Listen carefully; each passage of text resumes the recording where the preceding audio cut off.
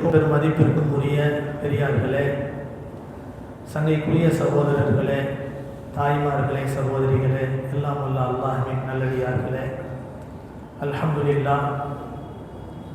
இன்று அல்லாஹுடைய மிகப்பெரிய கருணையினால் புனிதமான ரமலான் மாதத்தினுடைய 17வது இரவினுடைய தராவியை முடித்து கொண்டு நாம் எல்லாம் அமர்ந்திருக்கிறோம்.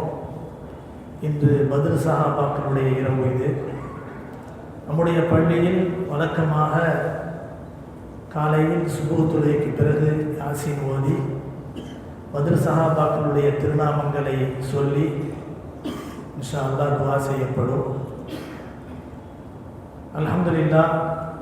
இப்போது வழக்கமாக குடும்பம் என்ற பொது தலைப்பின் கீழ் ஒரு துணை தலைப்பை கொண்டு இப்போது பேசப்படுகிறது.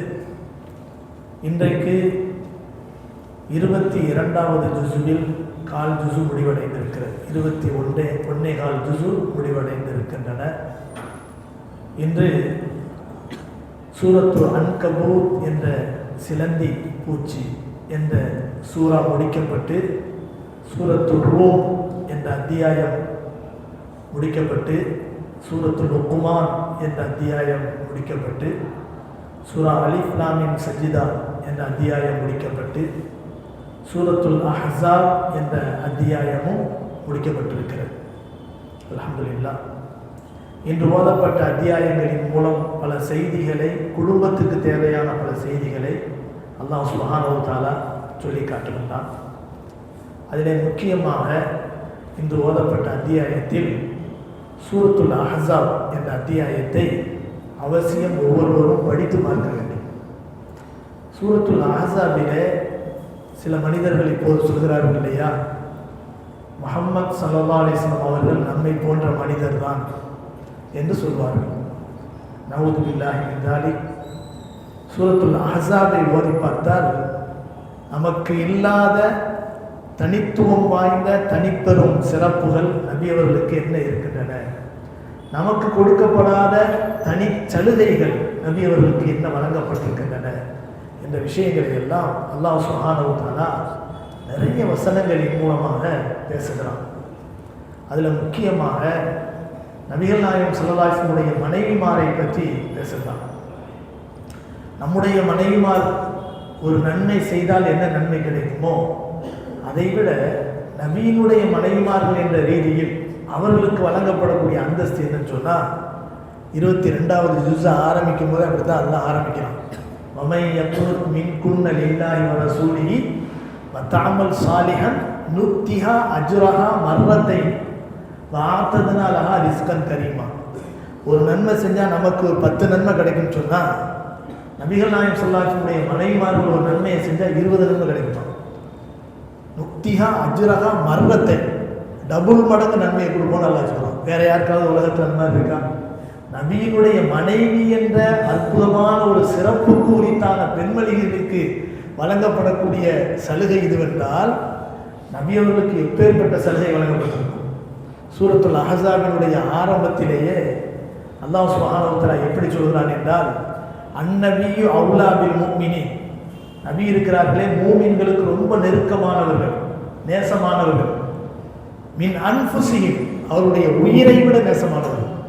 நம்ம பார்த்து அல்லாஹ் அப்படி சொல்லியிருக்கானா, உங்களுடைய சகோதரர் உயிரை விட நேசமானவர் அப்படின்னு அல்லாஹ் சொல்வானா? இல்லை. நம்முடைய நபிக்கு மட்டுமே உரித்தான தனிச்சிறப்பு என்னன்னு சொன்னால், ஒரு முஃமின் உண்மையான முஃமினா ஆகணும்னு சொன்னால் தன்னுடைய உயிரை விட நபியை நேசிக்கணும்.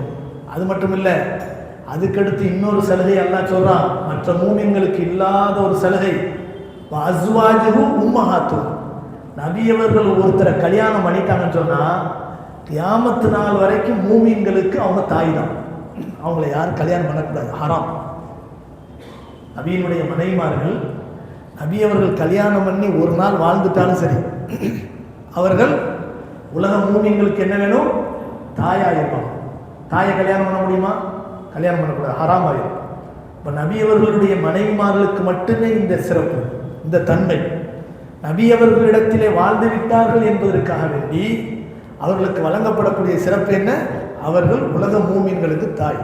இது வேற யாருக்கா சொல்ல முடியுமா? இது அல்லாஹ் சுப்ஹானஹு வ தஆலா நபி அவருடைய சிறப்பை இன்னும் ஏராளமான இடங்களின் மூலமாக சொல்லி காட்டுறோம்.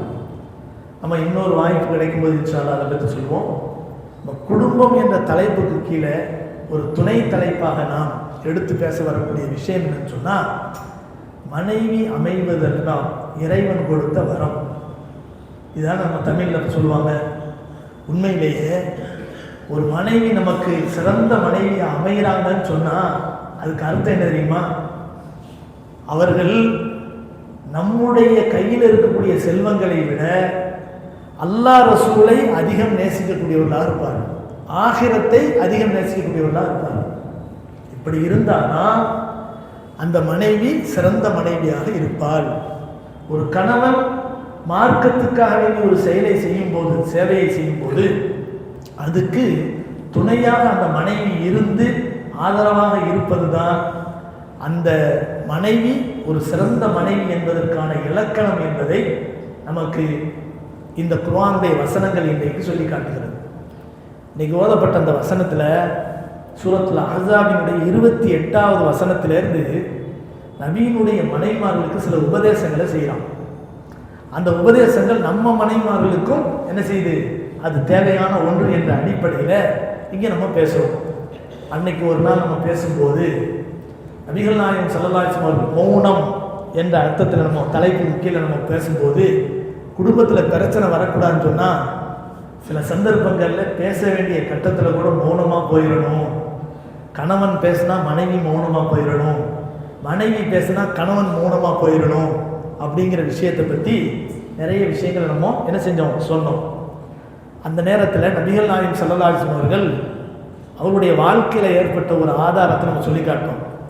ஒரு தடவை ஸல்லல்லாஹு அலைஹி வஸல்லம் இடத்துல மனைவிமார்கள்லாம் சேர்ந்து எங்களுக்கு ஜீவனாம்சம் அதிகமாக வேணும்னு கேட்டபோது பிரச்சனை முற்றி நபி அவர்கள் ஒரு கட்டத்தில் என்ன சொல்லிடுறாங்கன்னு சொன்னால், நான் ஒரு மாதம் வரைக்கும் உங்கள்கிட்ட பேச மாட்டேன், உங்கள் வீட்டுக்கு நான் எந்த வீட்டுக்கு நான் வரமாட்டேன் அப்படின்னு என்ன செஞ்சிட்டாங்க, சத்தியம் பண்ணிவிட்டு தனியாக ஒரு அறையில் போய் தங்க ஆரம்பிச்சிடறாங்க. நபி அவர்கள் தலாக்கு விட்டுட்டாங்கன்னு சொல்லிட்டு பிரச்சனை ஊர் ஃபுல்லாக பேசப்படுச்சு. நபி அவர்கள் விளக்கம் கொடுக்குறாங்க, தலாக்கெலாம் விடலை, நான் ஒரு மாதம் வரமாட்டேன்னு தான் சொன்னேன் அப்படிங்கிறாங்க. அப்போ கூட நபிகள் நாயகம் ஸல்லல்லாஹு அலைஹி வஸல்லம் அவர்களுடைய தேட்டம், குடும்பத்தின் மீது இருந்த ஆர்வம், தேட்டம் எப்படி இருந்துச்சு தெரியுமா? 29வது நாள் நபி ஸல்லல்லாஹு அலைஹி வஸல்லம் என்ன செஞ்சாங்க, ஆயிஷா அம்மையாருடைய வீட்டுக்கு போயிட்டாங்க. ஒரு மாதம் நான் இருப்பேன் அப்படின்னு சொன்னாங்கல்ல. 29வது நாள் முடித்த உடனே நபி அவர்கள் ஆயிஷா அம்மையாருடைய வீட்டுக்கு போயிட்டாங்க. ஆயிஷா அம்மையார் சிரிப்பாக கேட்டாங்கன்னா, ஒரு மாதம் பேசாமல் இருப்பேன், ஒரு மாதம் வீட்டுக்கு வராமல் இருப்பேன்னு சொன்னீங்கன்னா உங்களால் இருக்க முடிஞ்சா? 29வது நாளே வந்துட்டீங்களே அப்படின்னாங்க ஆயிஷா அம்மையார். நபி ஸல்லல்லாஹு அலைஹி வஸல்லம் சொன்னாங்களாம், நான் ஒன்று என்னுடைய நேர்ச்சியை என்னுடைய சத்தியத்தை முறிச்சிட்டுலாம் நான் வரல, இந்த மாதம் 29 நாள் தான், 30லாம் கிடையாது, நான் முடிச்சுட்டு தான் வந்திருக்கிறேன் அப்படின்னு என்ன செஞ்சாங்களாம் நபி ஸல்லல்லாஹு அலைஹி வஸல்லம் அந்த தன்னுடைய மனைவியோடு விகடமாக பேசினார்கள் என்ற ஹதீஸை நம்ம பார்க்கிறோம். அந்த சந்தர்ப்பத்தில் இறங்கினது தான் இந்த ஆயத்து. அல்லாஹ் என்ன சொல்கிறாங்கன்னா 28வது ஆயத்தில், யா அய்யுஹன் நபி, நபியே, குல்லி அஸ்வாஜி, உங்களுடைய மனைவிமார்கள்ட்ட கூப்பிட்டு கேளுங்க, இன் குந்துன்ன துரிதினல் ஹயாத்த துன்யா வஸீனத்தா, உலக வாழ்க்கையும் உலக அலங்காரமும் உங்களுக்கு நேசமானதாக இருந்தால் நீங்கள் என்னிடத்தில் சொல்லுங்கள். இன் குந்துன்ன துரிதினல் ஹயாத்த துன்யா வஸீனத்தா ஃபதஆலை, வாங்க, உமத்தியக்குன், உங்களுக்கு கொடுக்க வேண்டியதை கொடுக்குறேன், உஸர்ரிஹுன், உங்களுக்கு நல்ல முறையில் மன விடுதலை தந்துடுறேன். நீங்கள் ஃப்ரீயாக வாழணும்னு தான் நினைக்கிறீங்க, இவரை போய் கட்டிக்கிட்டு எப்போ பார்த்தாலும் வறுமைன்னு இருக்குது, குடிக்கிறதுக்கு தண்ணி மட்டும்தான் இருக்குது, சாப்பிட்றதுக்கு சாப்பாடே கிடைக்க மாட்டேங்குது, அதுக்கு அடுத்து வேற யாரையாவது கட்டிக்கிட்டா நல்லா ஜாலியாக இருக்கலாம் அப்படின்லாம் நீங்கள் நினைக்கிறீங்களா? உலக வாழ்க்கை கிடைக்கணும், உலகத்தினுடைய சந்தோஷம் கிடைக்கணும், உலகத்தினுடைய செல்வம் கிடைக்கணும்னு நினைக்கிறீங்களா? அந்த செல்வத்தினுடைய ஒரு பெரும் பகுதியை உங்கள் கையில் நான் தந்துடுறேன், என்னுடைய வாழ்க்கையை விட்டு நீங்கள் போயிருங்க, சரி, உங்களுக்கு நான் மன விடுதலை தந்துடுறேன், எனக்கு கட்டுப்பட்டுலாம் நீங்கள் நடக்க வேண்டியதில்லை, நீங்கள் ஃப்ரீயாக இருக்கலாம், ஃப்ரீடமாக இருக்கலாம் அப்படின்னு நீங்கள் சொல்லுங்கள். சரி, சராஹன் ஜமீலா அப்படின்னு சொல்லுங்க அப்படின்னு நல்லா சொல்லிட்டு அதுக்கடுத்து அல்லாஹ் சொன்னான், வயின் குந்துன்ன துரீதுன அல்லாஹ வ ரசூலா வத்தாரல் ஆகிரத்தை ஃபஇன்னல்லாஹ அஅத்த லில் முஹ்சினாத்தி மின்குன்ன அஜ்ரன் அதீமா. நீங்கள் அல்லாஹ்வையும் ரசூலையும் மறுமையையும் ஆதரவு வைத்தவர்களாக நீங்கள் விரும்பி வாழ்ந்தால் நீங்கள் அப்படி உங்களுக்கு விருப்பம், எங்களுக்கு உலக செல்வம் கிடைக்காட்டியாலும் பிரச்சனை இல்லை, அல்லாஹ் ரசூலுடைய பொருத்தம் தேவை, ஆகிரத்தினுடைய ஈடேற்றம் தேவை அப்படின்னு நீங்கள் விரும்புனீங்கன்னு சொன்னால் வைன் குந்துன்ன துரிதன் அல்லாஹ் வரசூலஹு வத்தார் ஆகிரா வைன் அல்லாஹ் அஅத்த லில் முஹ்சினாத். இங்கே தான் நமக்கு மெசேஜ் இருக்குது. நம்ம குடும்பத்து பெண்கள் முஹ்சினாத்துகளாக, நல்லுபகாரிகளாக, மார்க்க விஷயங்களிலே பேணுதல் உள்ளவர்களாக, தன்னுடைய நலத்தை விட பிறர் நலத்தை பேணக்கூடியவர்களாக இருப்பார்களே. ஆனால் அல்லாஹ் அப்படிப்பட்ட நல்ல சாலிகான பெண்களுக்கு அஅத்தலில் முஹ்சினாத் மின்குன்ன அஜ்ரன் அலீமா, மகத்தான நற்கூலி அல்லாஹ் தஆலா தயார் செய்து வைத்திருக்கிறான் அப்படின்னு அல்லாஹ் சொல்றான். இப்படி அல்லாஹ் ஆயத்தை இறங்கின உடனே நபி ஸல்லல்லாஹு அலைஹி வஸல்லம் முதல்ல ஆயிஷாட்ட போனாங்க. இங்கே வாங்க, நான் காசு பணம் சரியாக கொடுக்குறது இல்லைங்கிறது உங்களுக்கு கவலை, ரொம்ப சிரமத்தில் இருக்கீங்க என்றாலும் உங்களுக்கு பிரச்சனை, நான் உங்களுக்கு ஒரு பெரிய தொகையை கலெக்ட் பண்ணி உங்கள் கையில் கொடுத்துட்றேன், நீங்கள் வெளியில் போய் நல்ல அழகான வீடை கட்டிக்கிட்டு ஜாலியாக சந்தோஷமாக இருக்கலாம், எனக்கு நீங்கள் கட்டுப்பட்டு இருக்க வேண்டியதில்லை, நான் உங்களை மன விடுதலை செஞ்சிடுறேன் அப்படின்னு சொல்லிட்டு கூப்பிடுறாங்க. உடனே ஆயிஷா அம்மையார் சொன்னாங்க, அல்லாஹின் மீது ஆணையாக எங்களுக்கு அல்லாஹ் ரசூல் தான் தேவை, எங்களுக்கு மறுமை நாள் தான் தேவை, இதை தவிர்த்து இந்த உலகத்தினுடைய செல்வம் எங்களுக்கு தேவையில்லை. நீங்கள் கணவர், நாங்கள் மனைவிங்கிற உரிமையில் நாங்கள் கேட்டோமே தவிர அதுக்காக நாங்கள் உங்களை விட இந்த உலகத்தின் பொருளை நேசிக்கிறோம் நீங்கள் நினைச்சுக்கிறாங்க. எங்களுக்கு இந்த உலகம் தேவையில்லை, ஆகிரத்தான் தேவை, அல்லாஹ் ரசூலுடைய பொருத்தம் தான் தேவை, உங்கள் மனைவியாக நாங்கள் வாழக்கூடிய பாக்கியம் தான் எங்களுக்கு தேவை அப்படின்னா.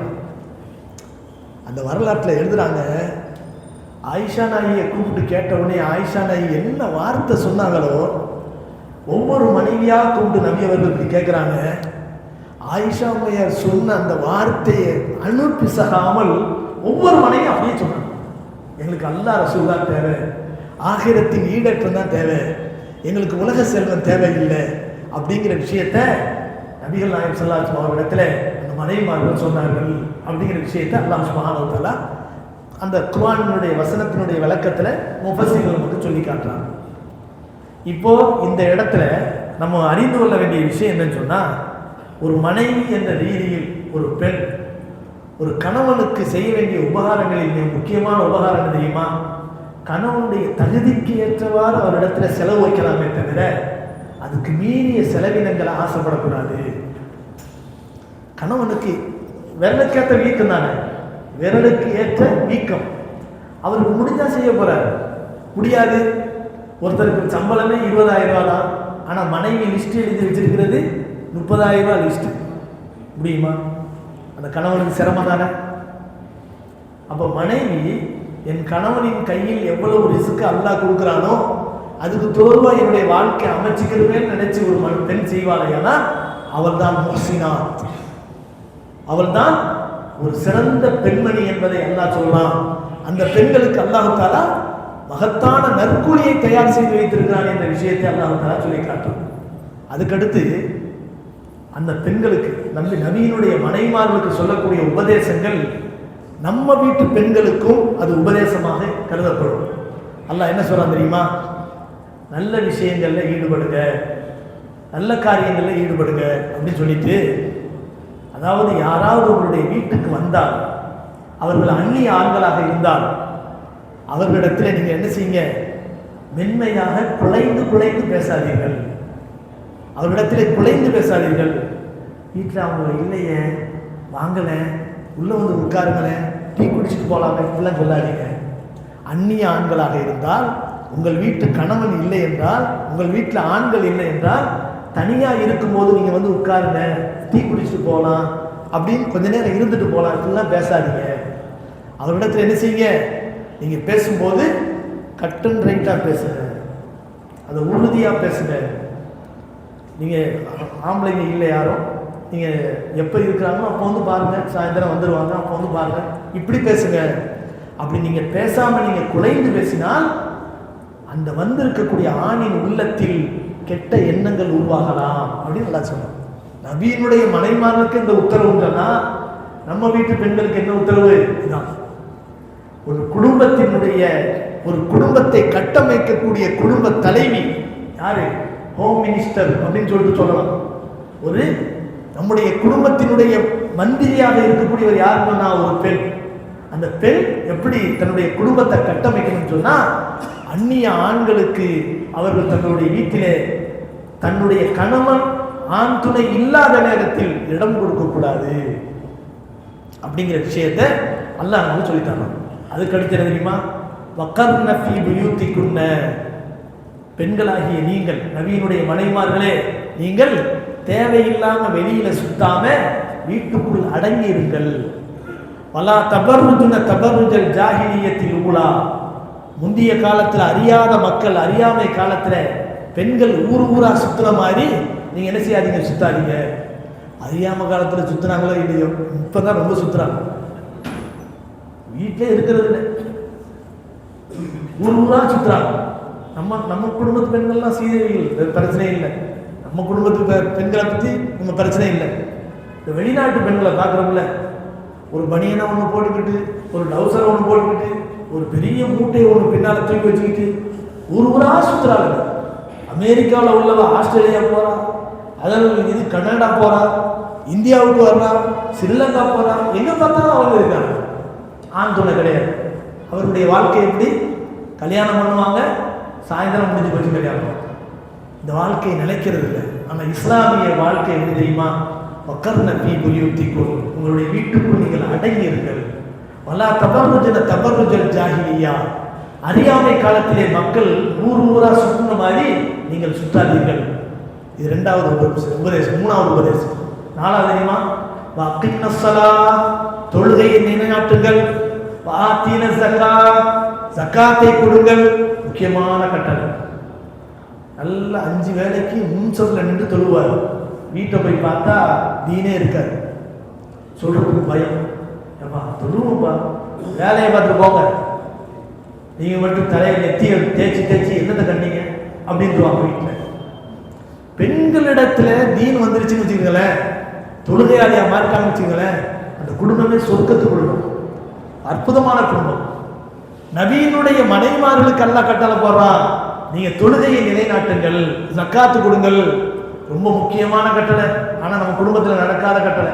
என்ன தெரியுமா, மனைவிமார்கள் கிலோ கணக்கில் தங்கத்தை போட்டு வந்துடுவாங்க கழுத்துல, ஜக்காத்து கொடுக்கறது நம்ம. இஸ்லாமிய மார்க்க அடிப்படையில் பார்த்தா மனைவி சொத்து வேற, கணவன் சொத்து வேற தான். இதுதான் மார்க்கம். மனைவி ஒரு 50 பவுன் நகை வச்சிருக்காளா, அவளிடத்துல காசு பணம் இல்லைன்னு வச்சுக்கோங்க, அந்த நகையை வித்தாவது ஜக்காத்து கொடுக்கணும். இதுதான் இஸ்லாம். இல்லை என் மாப்பிள்ளை நல்ல வசதியா இருக்கிறாரு, அவர் கொடுத்துவார்னு நினைச்சேன், அவர் கொடுக்கலையா, நீ தான் கொடுத்தாங்க. கணவன் சொல்றாரு, இப்ப அப்படிதான் நடக்குது, எல்லா வீட்லயும் தான் நடக்குது. கணவன் சொல்றாரு, 50 பவுனுக்கு நகைக்கு எவ்வளவு ஜக்காத்து வருதா, சரி என்ன செய்யறது, நான் கொடுத்துட்றேன் அப்படின்னு சொல்லி அவருடைய வருமானத்திலேருந்து கொஞ்சத்தை கணக்கு பார்த்து அவர் ஜக்காத்து கொடுக்குறாரு. அதுக்கு ஜக்காத்து நான் கொடுத்துறேன்னு சொல்லிட்டு ஒப்புதல் தெரிவிச்சாருன்னா பிரச்சனை இல்லை. ஒரு கணவன் சொல்றாரு, நீ சிங்காரிச்சுக்கிட்டு அலங்கரிச்சு திரிவ, நகையை பதுக்கி வச்சிருப்ப, அதுக்கு நான் சக்காத்து கொடுக்கணுமா, நான்லாம் கொடுக்க முடியாது, வேண்டாம் நீ கொடுத்துக்க அப்படின்னு சொல்லிட்டாருன்னு வச்சுக்கோங்க, நாளைக்கு மறுமையில் அல்லாஹ் யார்கிட்ட கேள்வி கேட்பான், மனைவிட்ட தான் கேள்வி கேட்பான். நீ யாப்பா சக்காத்து கொடுக்கலன்னு கணவன்கிட்ட கேட்க மாட்டான். காரணம் என்ன, கணவனுடைய சொத்து வேறு, மனைவியினுடைய சொத்து வேறு. அதே சமயம் அதாவது ஒரு 50 லட்சம் ரூபா வியாபாரத்தில் முடக்கி வச்சிருக்கிறாரு, அதை கணக்கு பார்க்கும்போது 50 லட்ச ரூபா இருக்கு, அதுக்கு ஜக்காத்து கொடுக்கணும்னு கணவன் நினைக்கிறாரு. மனைவிட்ட சொத்து இருக்கு, கொடுத்துருவாங்களா? இதுவரைக்கும் உலகத்தில் இருந்த அதிசயம் நடந்திருக்கா? எந்த மனைவியாவது கணவனுடைய சொத்துக்கு நான் ஜக்காத்து கொடுக்கணும்னு ஏற்றுக்கிட்டு இருக்காங்களா? அப்படிலாம் அவன் நடந்துச்சாங்க உலகம் அழிஞ்சு போயிடும். அப்படிலாம் உலகத்தில் எங்கேயுமே நடக்கிறது இல்லை. மனைவியினுடைய நகைக்கு தான் அவங்க என்ன செய்வாங்க, கணவன் ஜக்காத்து கொடுத்துட்டு இருக்காங்க காலம் முழுவதும். அப்படி கொடுக்க நினைக்கிறாங்கன்னா கொடுத்துடலாம். ஆனா கொடுக்க மாட்டேன்னு சொன்னாராக்கு, நீங்க அணிந்திருக்கக்கூடிய நகைகளுக்கு நீங்க என்ன செய்யணும், ஜக்காத்து கொடுக்கணும். அல்லாஹ் என்ன சொல்றான், அல்லாஹ் ரசூலுக்கு நீங்கள் வழிபட்டு நடங்கள் என்று அல்லாஹ் சொல்றான். அதுக்கடுத்து அல்லாஹ் சொல்றான், வذ்குர்ன மா யுத்லா ஃபீ புயூத்திகுன்ன மின் ஆயாத்தில்லாஹி வல் ஹிக்மா இன்னல்லாஹ கான லதீஃபன் கபீரா. உங்களுக்கு ஓதப்பட்ட அந்த திருவசனத்தை கொண்டு நீங்க அல்லாஹ்வை திக்ர் செஞ்சுக்கிட்டே இருங்க, துதித்து கொண்டே இருங்க என்று அல்லாஹ் தஆலா என்ன செய்யறான், உபதேசம் பண்றான். நம்முடைய குடும்பம் சிறந்த குடும்பமாக இருக்க வேண்டும் என்றால் நம்முடைய வீட்டு பெண்களாகிய நம்முடைய தாய், நம்முடைய மகள், நம்முடைய மனைவி, நம்முடைய சகோதரி அனைவரிடத்திலும் இந்த தன்மைகள், இந்த பண்புகள் வர வேண்டும். கண்ணியமானவர்களே, அதுக்கடுத்து அழகான ஒரு வசனம் ஓதப்பட்டது. இன்னல் முஸ்லிமீன வல் முஸ்லிமாத்தி வல் முஃமினீன வல் முஃமினாத்தி வல் கானிதீன வல் கானிதாத்தி வஸ்ஸாதிகீன வஸ்ஸாதிகாத்தி வஸ்ஸாபிரீன். அடுக்கடுக்கா அழகான ஒரு வசனம் ஒன்று ஓதப்பட்டது. அது நம்ம தொழுகையில் ஓதினாலே ஓதுறவங்களுக்கு இன்ட்ரெஸ்டாக இருக்கும், கேட்குறவங்களுக்கு இன்ட்ரெஸ்டாக இருக்கும். அவ்வளோ அழகான வசனம். இந்த வசனம் ஏன் இறங்கிச்சு தெரியுமா? அல்லாஹ் பெண்களினுடைய மனோநிலையை எந்த அளவுக்கு வசீகரித்து அந்த பெண்களுடைய உணர்வுக்கு மதிப்பு கொடுக்குறான் பாருங்க. ஒரு பெண்மணி, யார், உம்மு சலமா ரலியல்லாஹு அன்ஹா ஹதீஸ்ல வருது. நபியினுடைய மனைவி, யா ரசூலல்லாஹ், மதீனாவினுடைய பெண்களின் சார்பாக உங்களிடத்தில் நான் வந்திருக்கிறேன். மதீனாவினுடைய பெண்கள்கிட்ட ஒரு குறை இருக்கு, மனசுல ஒரு குறை இருக்கு.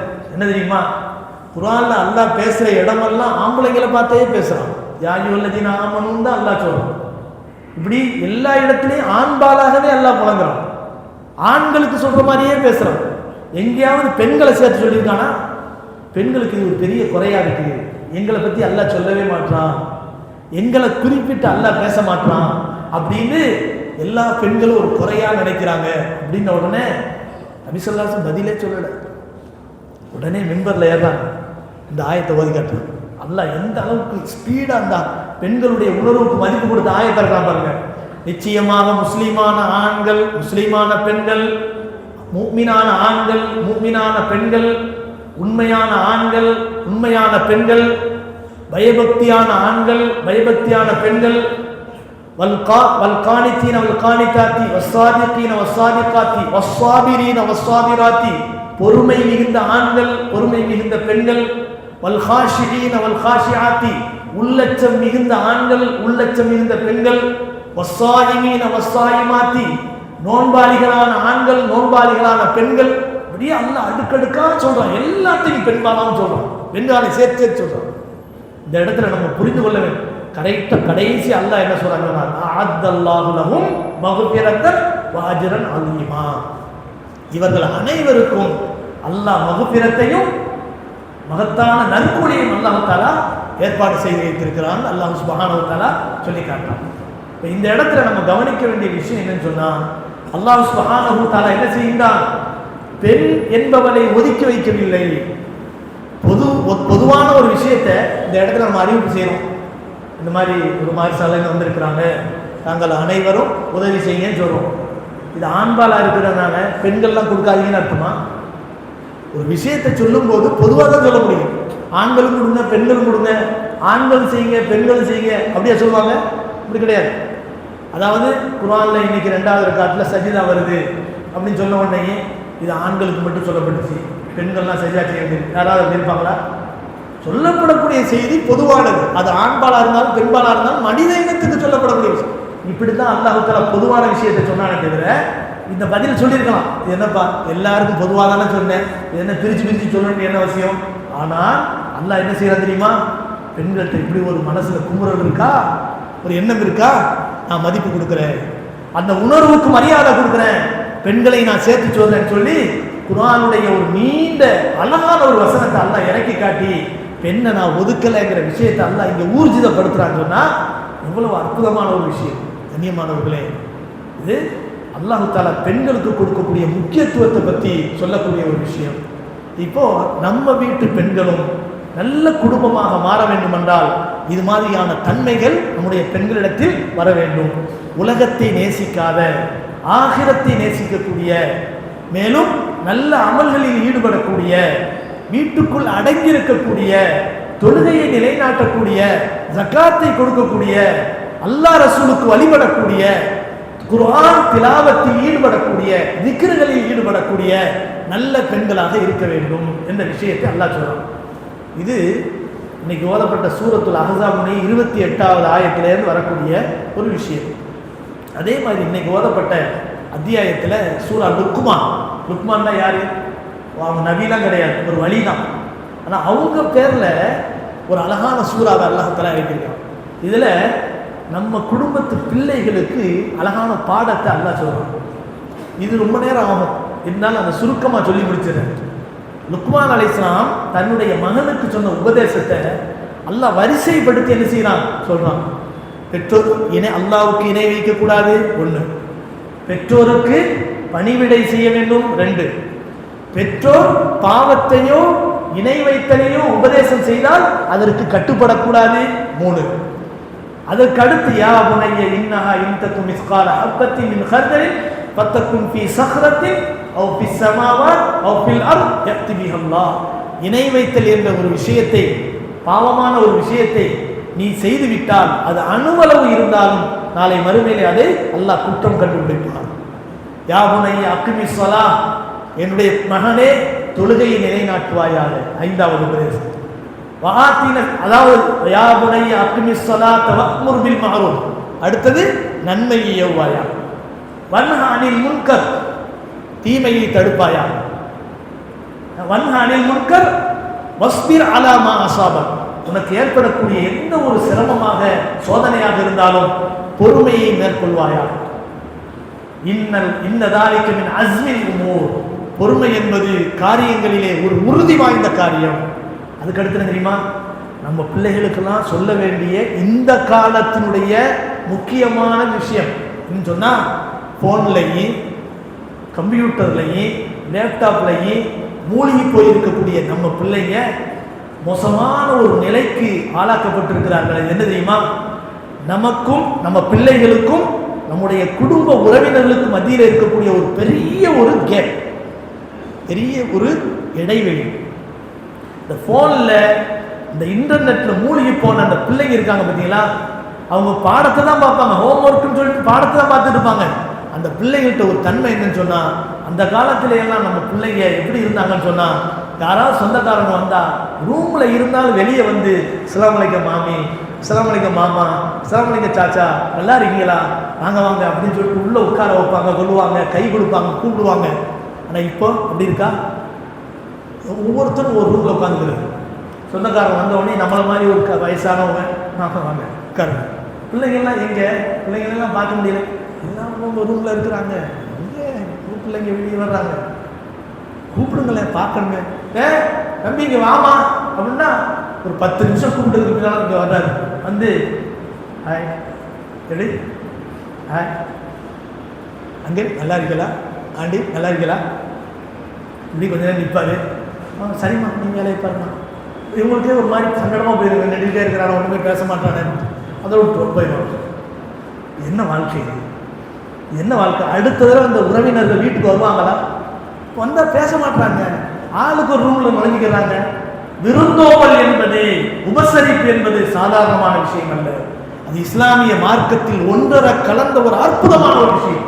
ஆனா இந்த காலத்துல நம்ம வீட்டு பெண்கள் பிள்ளைகளுக்கு அந்த தன்மையே இல்லாம போச்சு. இதுதான் அல்லாஹ் சொல்றான், மகனே வலா துஸஇர் ஹத்தக லின்னாஸ் வலா தம்ஷி ஃபில் அர்தி மரஹா, யாரையும் முகத்தை திருப்பிக்கிட்டு நடக்காத. உன்னுடைய உறவினராக இருந்தாலும் உறவுக்காரங்க இல்லாத இருந்தாலும் வலா துஸஇர் ஹத்தக லின்னாஸ், மனிதர்களை விட்டு உன்னுடைய முகத்தை திருப்பி கொண்டு நடக்காதே. வலா துஸஇர் ஹத்தக லின்னாஸ் வலா தம்ஷி ஃபில் அர்தி மரஹா, பூமியிலே நீ ஆணவத்தோடு நடக்காதே. வந்திருக்கக்கூடியவங்க நோம்பு மாசம் கொஞ்சம் ஏழ்மையானவங்களா இருப்பாங்க, நம்ம குடும்பம், நம்ம பெரியம்மாவா இருப்பாங்க, நம்ம சின்னம்மாவா இருப்பாங்க. அவங்க வந்ததினுடைய நோக்கமே ஏதோ தேவைக்கு ஏதாவது 2000 ரூபா 3000 ரூபா கொடுப்பாங்க நோம்புல அப்படிங்கிற எண்ணத்துல வந்திருக்கலாம். ஆனா நம்ம ரத்தம் தானே, நம்ம உறவு தானே.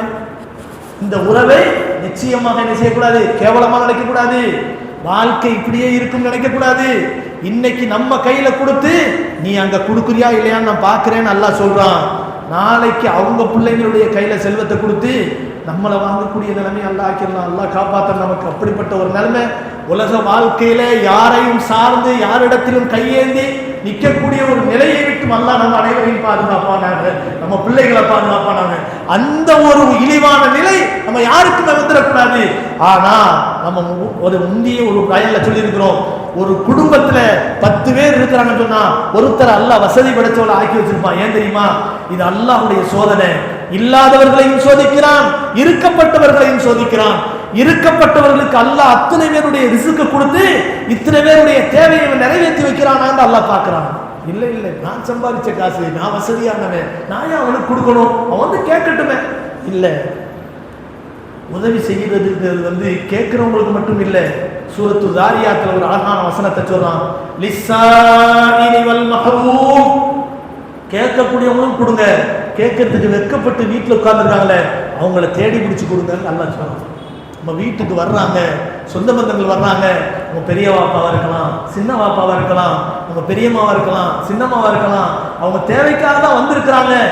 வந்த பெருமக்களை கண்ணியப்படுத்த வேண்டும். நம்முடைய ரத்தம், நம்முடைய உறவு. இதே நிலையில் அவர்களுக்கு அல்லாஹ் செல்வத்தை கொடுத்து நமக்கு இல்லாம ஆக்கியிருந்தா அல்லாஹ்ட்ட போய் கேள்வி கேட்க முடியுமா? நம்ம திறமை இங்க என்ன இருக்கு? எனவே நம்ம பிள்ளைகளுக்கு பழக்கப்படுத்தி கொடுக்க வேண்டும். நிச்சயமா நம்ம பிள்ளைங்க யாரையும் முகம் திருப்பி நடக்கக்கூடாது, ஆணவத்தோடு நடக்கக்கூடாது, ஏளிடமாக பார்க்கக்கூடாது. இது அல்லாஹு தஆலா லுக்மான் அலைஹிஸ்ஸலாம் தன்னுடைய பிள்ளைகளுக்கு செஞ்ச உபதேசத்தை பத்தி சொல்லிட்டு அல்லாஹ் என்ன சொல்றான் தெரியுமா? வலா தம்ஷி ஃபில் அர்தி மரஹா, பூமியின் மீது நீ ஆணவத்தோடு நடக்காதே. இன்னல்லாஹ லா யுஹிப்பு குல்ல முக்தாலின் ஃபகூர். ஆணவம் பிடித்த அகங்காரக்காரர்களை அல்லாஹ் ஒருபோதும் நேசிக்க மாட்டான். அல்லாஹ் ஒருபோதும் நேசிக்க மாட்டான். பெருமை பிடிச்சவனை அல்லாஹ் நேசிக்க மாட்டான். வக்ஸிது ஃபீ மஷி. ஆணவத்தினுடைய அடையாளங்களில் இன்னொரு ஒண்ணு தெரியுமா? சத்தம் போட்டு பேசுது. நமக்கு கீழே உள்ள மாட்டேன், என்னப்பா சொன்னா கேட்க மாட்டேன், இப்படி பேசுது. பள்ளியில் இருந்து சத்தம் போட்டு பேசுது. அல்லாஹ் என்ன சொல்றான் தெரியுமா? சத்தம் போட்டு பேசுறது எனக்கு பிடிக்காது. வக்ஸித் ஃபீ மஷ்இக் வக்லுல் மின் சௌத்திக். உன் நடையிலும் சத்தத்திலும் நடுநிலையை கையாளு. அதாவது சத்தத்தை அடக்கி பேசு, நடக்கும்போது அடக்கமா நட. வக்ஸித் ஃபீ மஷ்இக் வக்லுல் மின் சௌத்திக். சத்தம் போட்டு பேசுறது எதுவா இருந்தாலும் இன்னல்லாஹ் லா, அதாவது அதுக்கு அடுத்து அல்லாஹ் என்ன சொல்றது தெரியுமா? இன்ன அன்கரல் அஸ்வாத்தி லசௌத்துல் ஹமீர். சத்தம் போடுறது கழுதையினுடைய தன்மை. கழுதையினுடைய குரலை அல்லாஹ் ரொம்ப வெறுக்கிறான் என்று நபிகள் அல்லாஹ் சுப்ஹானஹு வ தஆலா சொல்லி காட்டுறான். ஆக மனைவிமார்களுக்கும் நம்முடைய குடும்பத்து பெண்களுக்கும் அல்லாஹ் உபதேசம் பண்றான். இன்னும் ஓதப்பட்ட அத்தியாயத்தினுடைய வசனங்கள்ல நம்ம பிள்ளைகளுக்கும், நாமும் பிள்ளை தானே, நாமும் நம்ம பெற்றோருக்கு பிள்ளைகள் தானே, நமக்கும் நம்முடைய பிள்ளைகளுக்கும் அல்லாஹ் உபதேசம் செய்கிறான். இந்த உபதேசத்தை எடுத்து நடந்தாலே நம்முடைய குடும்பம் அற்புதமான குடும்பமாக மதிப்பு பெறும். அல்லாஹ் நம்மை பொருந்தி கொண்ட குடும்பமாக மாறும். அல்லாஹ் அப்படிப்பட்ட உயர்ந்த குடும்பமாக நம் அனைவரையும் ஆக்கி அருள்வானாக. வாஹிர் தாவானா அனில் ஹம்துலில்லாஹி ரப்பில் ஆலமீன். அஸ்ஸலாமு அலைக்கும் வரஹ்மத்துல்லாஹி வபரகாத்துஹு.